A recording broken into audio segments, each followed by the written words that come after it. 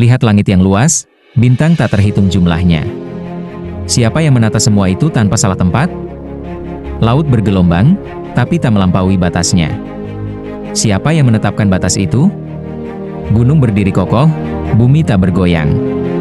Siapa yang menegakkannya tanpa tiang? Matahari terbit tepat waktu, tak pernah terlambat. Siapa yang memerintahkannya bersinar? Awan membawa hujan, menumbuhkan kehidupan. Siapa yang mengirimkannya dengan rahmat? Segalanya berjalan teratur, penuh keseimbangan. Tak mungkin semua ini tanpa pengatur yang sempurna. Dialah Allah, penguasa langit dan bumi.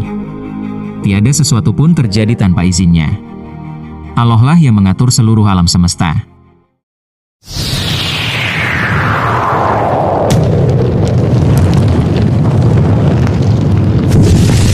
Sampai ketemu lagi bersama TV Kampus.